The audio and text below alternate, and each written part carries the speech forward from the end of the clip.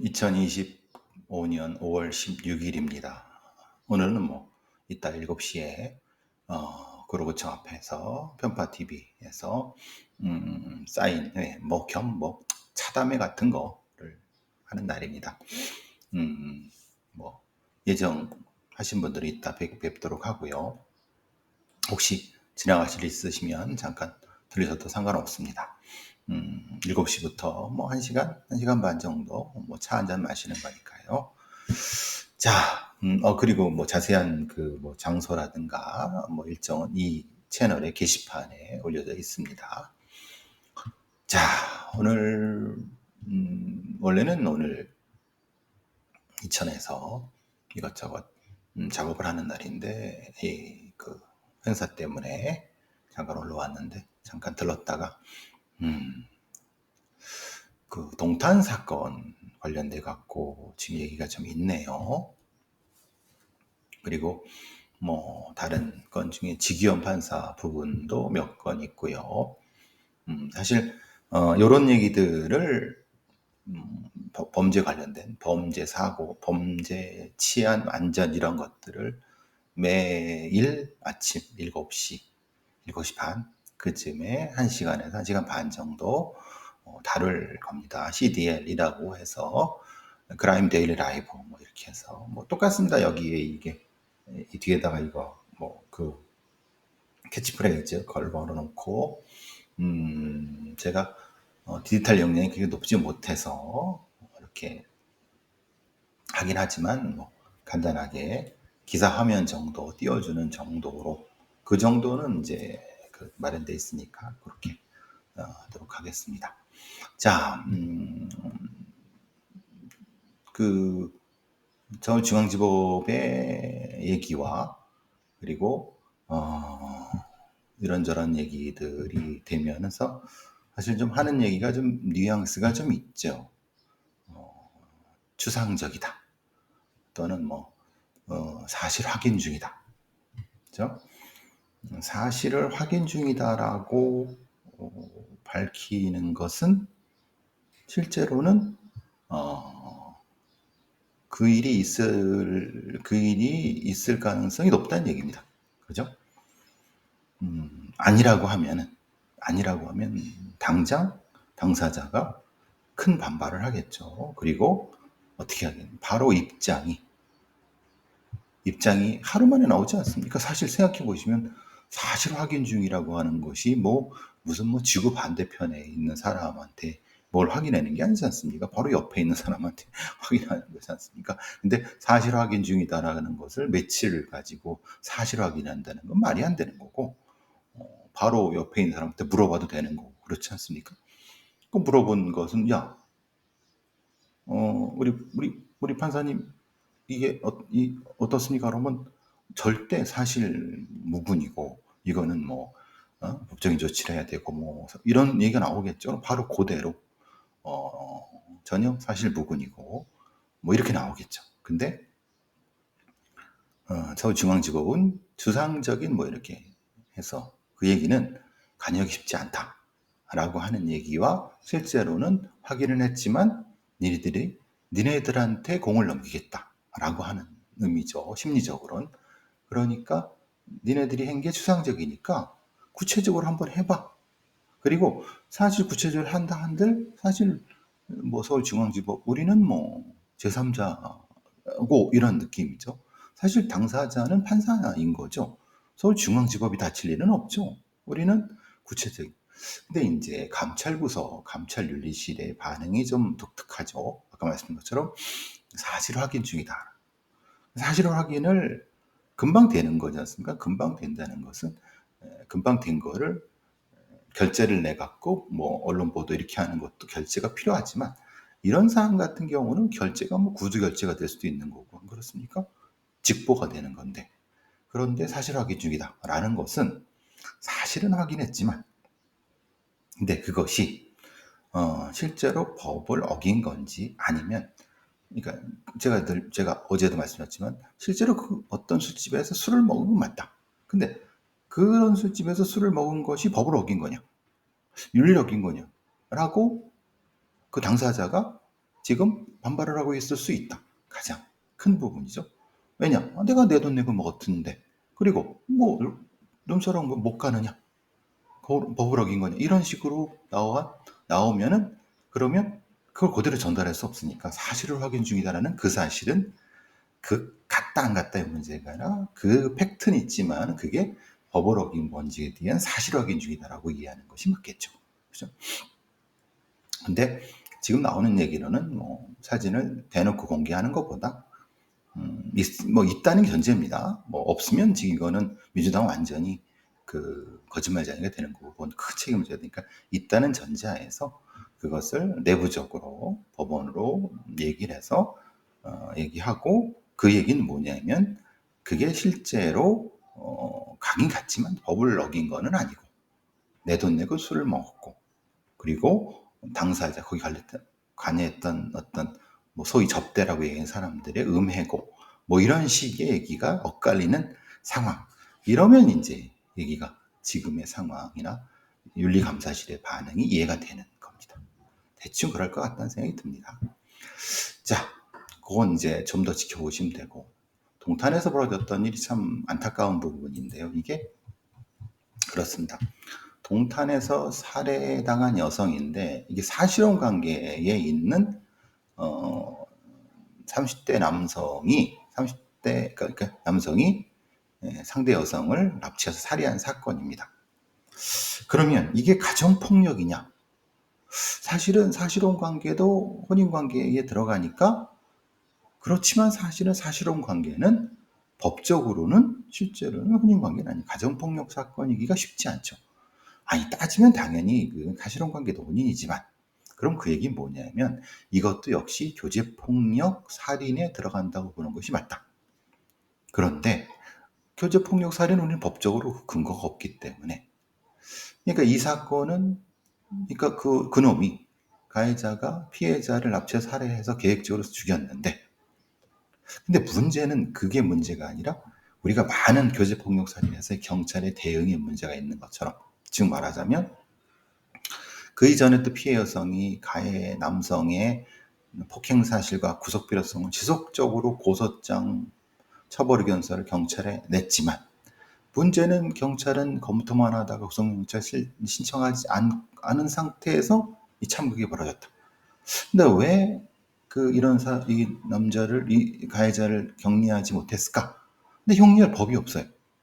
그런데 경찰법은 찾으면 있는 거죠. 근데 그렇게까지는 안 한 거고. 그래서 경기남부청은 감찰에 착수하도록 했는데 문제는 이 동탄에 있는 화성 동탄경찰서가 하는 말은 사실은 뭐 자기네들은 일정 정도 무엇인가를 뭐 하려고 했다. 뭐 이런 형태로 얘기는 하는 것 같습니다. 그런데 제가 보기에는 사실 그거는 거짓말일 가능성이 훨씬 높습니다. 말하자면 실제로는 이 부분에 있어서는 실제로는 한 것이 아니라 그러니까 검토하고 있는 과정이라고 하지만 실제로는 그것이 아니라 그냥 뭐 자연스럽게 이렇게 떨어져 나가겠지라고 간과했을 가능성이 훨씬 높죠. 그러면은 지금의 경찰 시스템을 어떻게 바꿔야 되느냐? 사실은 지금의 경찰 시스템으로는 교제폭력 범죄라든가 이런 종류의 범죄는 보복범죄라든가 이런 범죄는 사실은 대응하기가 거의 어렵습니다. 그러니까 뭐 고소장이나 의견서를 수백 장을 낸다 한들 실제로 법원에서 검찰이 영장을 청구해 갖고 뭐 이런 형태로 하지 않는 근데 하지 않죠. 검사도 그렇고 판사도 그렇고. 그럼 경찰이 일종의 임시조치, 접근조치를 했지만 실제로 죽일 생각을 가지고 있는 놈들은 이게 아무런 의미도 없습니다. 그러니까 실제로 이 중간 과정에서 이 공격자들을 분리할 수 있는 어떤 실질적인 어떤 공권력이 필요하다는 건 명확한데 그게 경찰이 지금 하긴 무능하고 하기는 그런 거를 할 수 있는 전문성이나 시스템이 안 돼 있다. 그러면 일종의 검찰의 위탁을 받은 아니면 경찰의 위탁을 받은 어떤 형태의 어떤 기관이나 아니 어떤 형태의 어떤 힘들이 이것을 해야 된다. 그렇지 않고서는 이런 형태를 방어하기가 참 쉽지 않다. 그러니까 경찰이 제출 자료가 600장이 넘어서 살펴볼 시간이 필요했고 사실은 뭐 영장 신청을 결정하고 영장을 준비하고 있었다라고 하지만 그건 사실은 거짓말이고 실제로는 준비하지 않았을 것이고 뻔한 거고 긴박함을 못 느낀 거죠. 그러니까 그런데 경기남부청에서 이것을 뭐 감찰하기로 했다고 하지만 실제로 감찰이 되겠습니까? 수사과정의 전반적 미흡한 점을 어떻게 감찰을 합니까?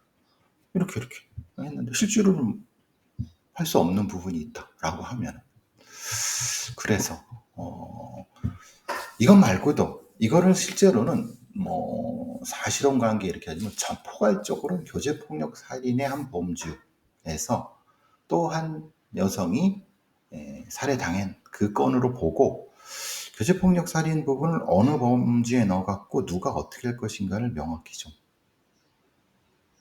해야 된다. 이게 경찰이 뭔가 과정이 미흡했다는 걸로 그냥 퉁치면은 경찰 애들은 이거 그냥 물타기하고 스스로 끝나버립니다. 사람만 쭉 끝나는 거예요. 여태까지 많은 교제폭력 살인이 대부분 그러고 끝났습니다. 그리고 뭐 뭔가 대응책이라든가 예방책 이런 거 얘기한다고 말만 하지 실제로 된 게 어디 있습니까?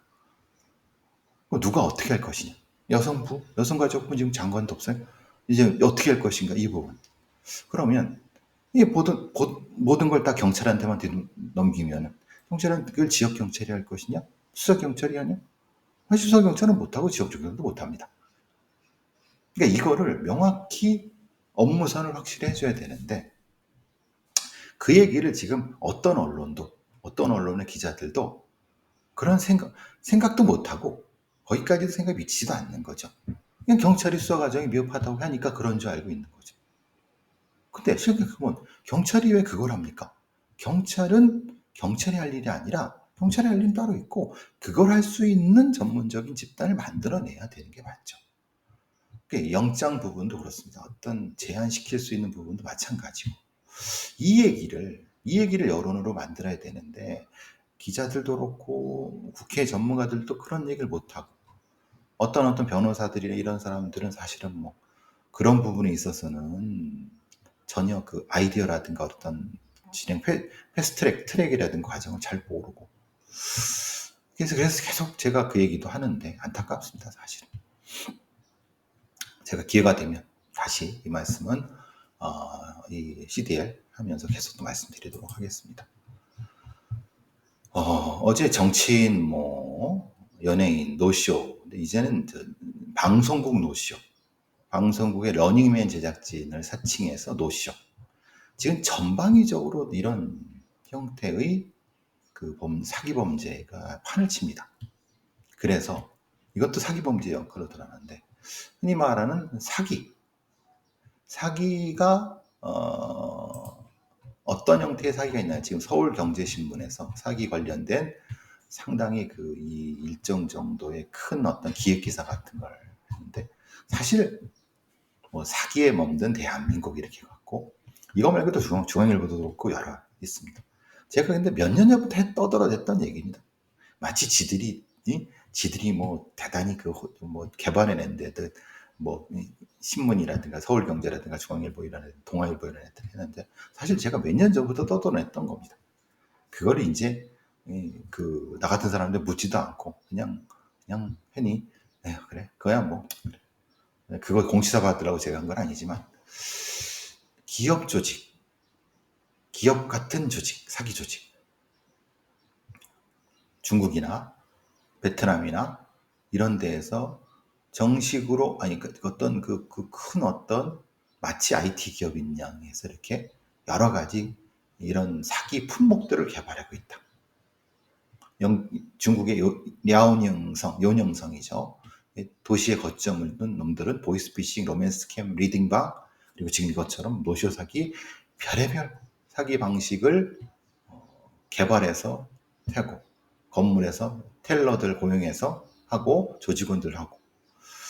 이게 다 몇 년 전부터 제가 계속 말씀드린 거 아닙니까? 이런 사기 조직이 있다. 이걸 조직적으로 하기 위해선 사기 전문적으로 수사할 수 있는 일 해라. 막 그 얘기 해도 들어 처먹지도 않고 있고, 실제로는 뭐 그냥 이런 기사 좀 보고, 여기 뭐 맨 밑에 이제 모성준 제가 이제 비판했던 지금 사법연수원 교수란 판사 출신이지만 뭐 하는 소리 뻔한 소리고, 뭐 흔히 말하는 잠입수사, 통신감청, 플리바게닝, 그건 구체적인 어떤 수사 방법이죠.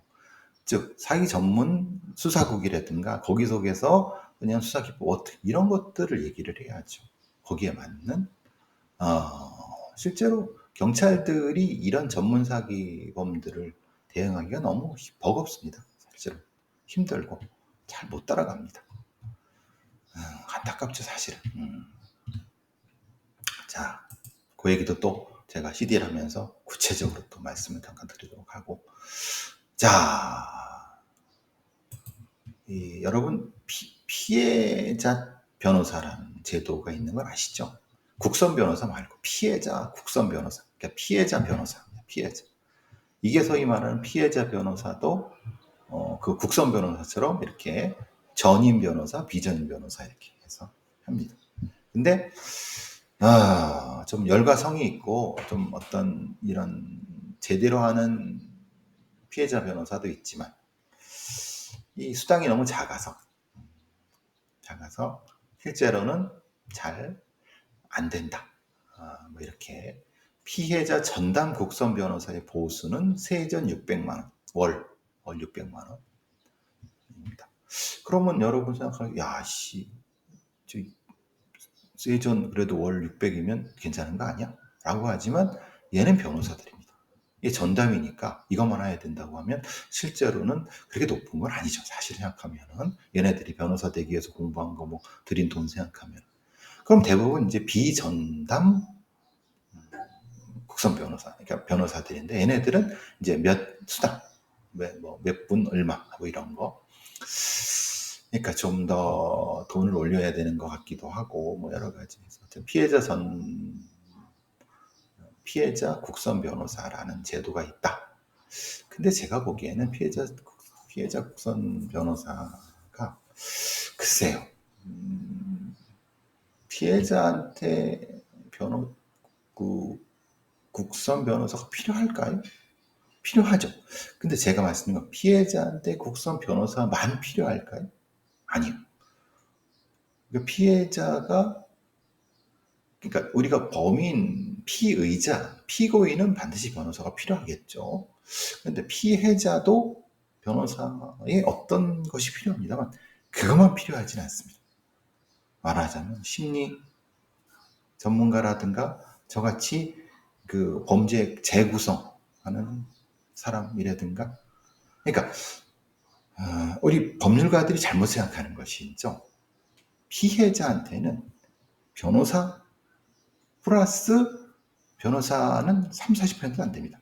나머지는 사회복지사도 필요하지만 사회복지사도 한 30% 정도? 나머지 더 큰 포션은 저 같은 범죄 행동 분석가가 더 필요합니다.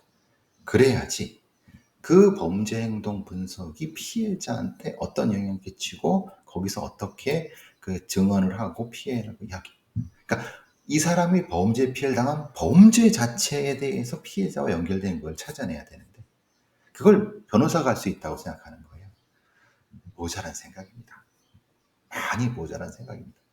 그래서 실제로는 피해자 국선 변호사가 또 필요하지만 피해자를 전담하는 인력이 저 같은 사람이 일단 필요하고 그 사람이 피해자 변호사 관련된 거에 대한 업무를 갖다 붙이고 이렇게 붙이는 게 맞을 겁니다. 제도상으로는. 근데 그 생각을 전혀 못하죠. 무슨 얘기도 모를 겁니다. 이 변호사 애들은. 이게 아니죠. 알 수도 있습니다. 근데 자기네들 바꿔서 뺏길까봐 또 그럴 수도 있는 것 같고. 하여튼 요 얘기도 같이 얘기해 보도록 하겠습니다. 자, 경찰 인권 이게 참 그래요. 경기 북부경찰청에서 직원들의 인권 감수성을 높인다고 해서 하얼빈이라는 영화를 상영하게 하고 학습 시간을 인정. 그게 무슨 개소리냐? 근데 이제 이 경찰도 어떤 자체 교육 시간이 정해져 있습니다. 어느 정도. 그러니까 그거를 이제 해야 됩니다. 근데 근무 시간에 이걸 영화를 보게 하고 시간 인정해 주면 누가 와서 볼 것이며 그 영화 자체도 사실은 하얼빈이 무슨 인권 관련된 거 무슨 관련이 있어. 그러니까 프로그램이 일단 없는 거예요. 프로그램을 진행할 사람도 없는 거예요. 그리고 경찰에 누구에 맞는 프로그램도 없는 거예요. 예전에 그런 거였어요. 제가 그 소방관들 구조 구급 그러니까 이제 그 현장에 처음 먼저 들어가는 구조대 구급대들이 있는데 그들이 현장을 훼손할 수 있다.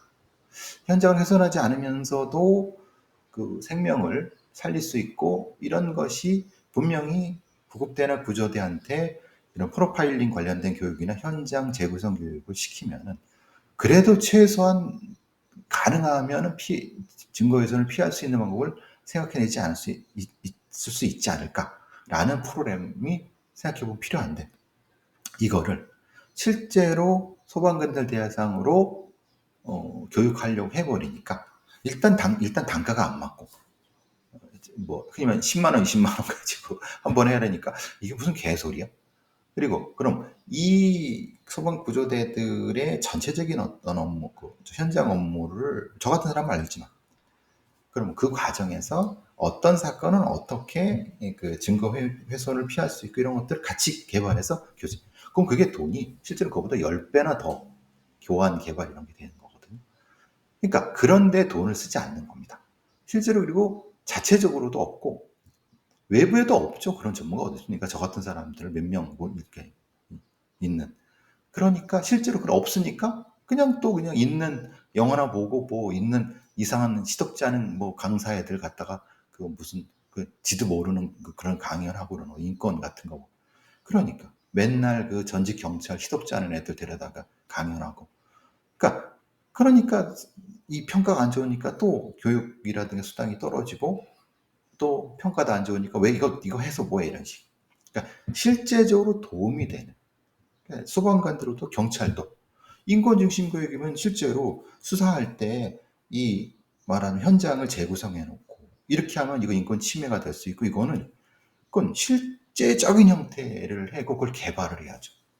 근데 그거를 어떻게 개발하겠습니까? 그런 전문가들을 키우거나 아니면 거기에 맞는 무엇인가 예산이 있거나 이래야 되는 거 아닙니까? 그러니까 안 되는 겁니다. 그러니까 영화나 보고 감상문이나 쓰고 이런 이지랄 하고 있는 거죠. 웃긴 소리입니다. 사실 생각해보면. 자, 저는 잠깐 은행나무 출판사 잠깐 들렸다가 일정 확인하고 구로동으로 넘어가겠습니다. 여러분 이따 7시에 오실 분들은 오세요.